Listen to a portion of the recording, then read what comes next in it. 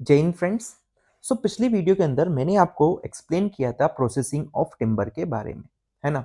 तो और इसके अंदर मैंने आपको बताया था कि 4 स्टेप्स होती है, that is felling of trees, seasoning of trees, conversion of trees and preservation of trees.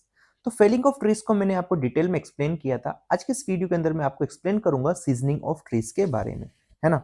तो आइए बिना टाइम वेस्ट किए स्टार्ट करते हैं सीजनिंग ऑफ ट्रीज को। देखो, सीजनिंग ऑफ ट्रीज बोल दो या फिर सीजनिंग ऑफ टिम्बर बोल दो। तो फ्रेंड्स, सीजनिंग ऑफ टिम्बर जो है एज पर IS 1141 1958 के हिसाब से हम लोग देखते हैं। ये जस्ट एक कोड ऑफ रेफरेंस है जो कि आपको ध्यान में रखना है सीजनिंग ऑफ टिम्बर के लिए, है ना। आगे अगर बात करेंगे फ्रेंड्स इसके लिए, तो जो न्यूली फेल्ड ट्रीज होती है या जिन भी पेड़ को हमने रिसेंटली काटा है, उसके अंदर मोर देन 50% वाटर होता है।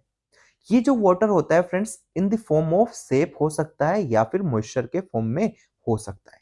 ठीक है, क्या बोला, जब हम लोग पेड़ को काटते हैं तो पेड़ के अंदर इनिशियली मोर देन 50% हमारा क्या होता है, वाटर होता है।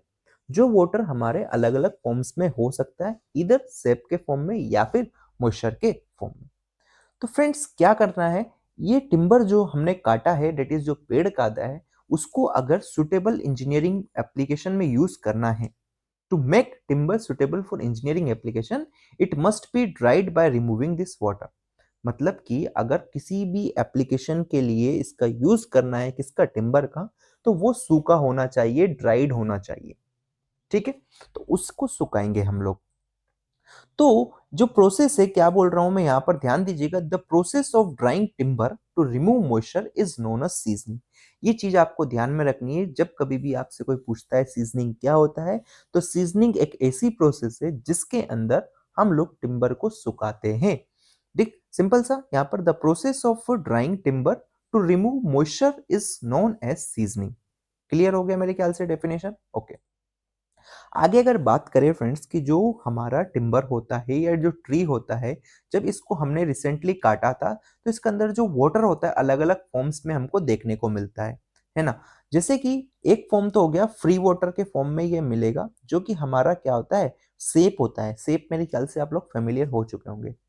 तो ये सेप क्या होता है, ये प्रेजेंट होता है सेल कैविटीज में एंड फर्स्ट टू इवोपरेट। ये जो सेप है भाई साहब, ये सेप हमारी कैविटीज के अंदर प्रेजेंट होता है, और जैसे ही आप इसको सुखाने की कोशिश करेंगे एयर के अंदर ना, तो सबसे पहले यही इवोपरेट होता है। कौन, सेप। तो मेरे ख्याल से समझ गए होंगे, फ्री वाटर मतलब सेप फ्री है। फ्री है तो जैसे इसको मौका मिलेगा ये निकल जाएगा। क्लियर है, ठीक है। दूसरा जो है फ्रेंड्स, वो है हमारा बाउंड वाटर, जिसको हम मॉइस्चर भी बोलते हैं। ये क्या करता है, हेल्ड होता है within the cell walls and requires more time and energy to remove. ध्यान दीजिएगा कि जो बाउंड वाटर होता है, ये इसको ज्यादा टाइम कंज्यूम करता है, ये या ज्यादा टाइम लेता है निकलने के लिए। ठीक है, held within the cells and requires more time and energy to remove. तो देखो, अभी तक यहाँ से आपको 2 पॉइंट क्लियर हुए होंगे कि सबसे पहला, जो ट्रीज हमारा होता है जो रिसेंटली काटा गया है, उसके अंदर मोर देन 50% ऑफ वाटर होता है। अगर उस टिम्बर को किसी इंजीनियरिंग पर्पस के लिए यूज करना है, तो वो क्या होना चाहिए, ड्राइड होना चाहिए, उसके अंदर कोई भी वाटर नहीं होना चाहिए। तो वह प्रोसेस जिससे कि हम जो रिसेंटली जो पेड़ काटे हैं उसमें से वाटर को निकालते हैं, उस प्रोसेस को हम लोग बोलते हैं seasoning. Means the process of drying timber to remove moisture is known as seasoning. Clear है, ओके। अब क्या होता है फ्रेंड्स, हमारे जो पेड़ कटे हैं उसके अंदर अलग अलग फॉर्म्स में वाटर हो सकता है, जैसे कि 2 फॉर्म मेजरली है। एक है हमारा फ्री वाटर, दूसरा है बाउंड वाटर। फ्री वाटर जैसे नाम से आपको क्लियर है, फ्री है कि जैसे इसको मौका मिलेगा ये निकल जाएगा, लेकिन बाउंड वाटर को टाइम लगता है निकलने में। ठीक है, क्लियर है, ओके। नेक्स्ट अगर बात करेंगे फ्रेंड्स की, जो कि बहुत ज्यादा इंपॉर्टेंट हो जाता है, ऑब्जेक्टिव ऑफ सीजनिंग, की आखिर सीजनिंग क्यों कर रहे हैं, है ना। तो सीजनिंग करने के पीछे का जो ऑब्जेक्टिव है पहला, वो है enhance strength, hardness and stiffness. देखो, किसी भी टिम्बर की स्ट्रेंथ, हार्डनेस और स्टीफनेस को बढ़ाने के लिए हम लोग सीजनिंग कराते हैं। ठीक है, ध्यान दीजिएगा, यहाँ पर लिख दिया है मैंने आपके लिए, जिससे कि आपको कोई भी समस्या ना रहे। एंड इसकी वजह से क्या होता है, टिम्बर हमारा मोर ड्यूरेबल हो जाता है, किसके लिए, स्ट्रक्चरल यूज के लिए। दूसरा है friends objective, increase electrical resistance. Timber को सीजनिंग हम इसलिए भी कराते हैं जिससे कि इलेक्ट्रिकल रेसिस्टेंस क्या हो जाए, इंक्रीज हो जाए, जिसकी वजह से क्या होगा, उसकी कंडक्टिविटी डिक्रीज हो जाएगी और hence making it suitable for electrical applications. अगर कंडक्टिविटी ज्यादा रहेगी फ्रेंड्स, मान लो, तो आपको करंट लगने का चांसेस रहेगा ना। इसलिए बोला जाता है कि गीली लकड़ी का यूज नहीं करना चाहिए जहां पर भी इलेक्ट्रिसिटी है ना।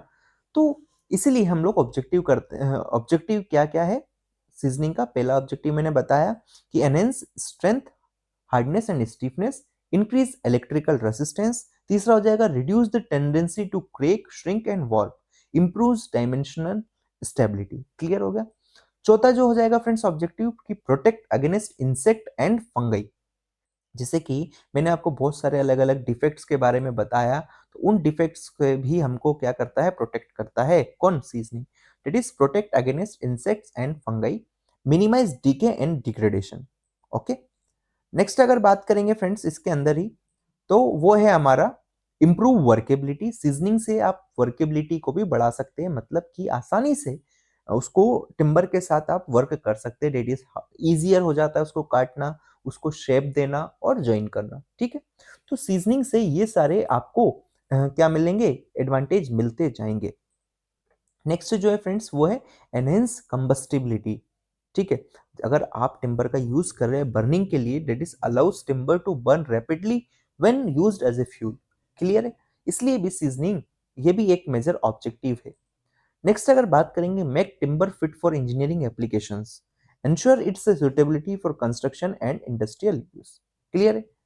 नेक्स्ट अगर बात करते हैं फ्रेंड्स, इसके जो ऑब्जेक्टिव्स थे वो इतने ही ऑब्जेक्टिव्स हैं, है ना, जो कि मैंने आपको बता दिए। तो मेरे ख्याल से यहाँ पर आपको क्लियर हुआ होगा कि सीजनिंग क्या होता है, पहली बात। दूसरा, क्या क्या ऑब्जेक्टिव है सीजनिंग के, वो भी मैंने आपको बता दिया है। आप देख सकते हैं आपके स्क्रीन पर सारे ऑब्जेक्टिव हैं। एंड नेक्स्ट वीडियो के अंदर मैं आपको एक्सप्लेन करूंगा मेथड्स ऑफ सीजनिंग, कि किन किन मेथड से आप सीजनिंग करा सकते हैं, है ना। तो उनके बारे में डिटेल में हम लोग नेक्स्ट वीडियो में बात करेंगे। अगर आप बाद में देख रहे हैं तो आपको यहाँ पर आई बटन में प्लेलिस्ट की लिंक मिल जाएगी, उसको जाकर आप एक्सेस कर सकते हैं। वहां पर आपको सारी वीडियोस देखने को मिल जाएगी, या फिर डिस्क्रिप्शन में भी लिंक दिया गया है। अगर वीडियो अच्छा लगा तो लाइक करें, शेयर करें, चैनल को सब्सक्राइब करें। मिलते हैं नेक्स्ट वीडियो में। Till then keep learning, keep growing, bye bye.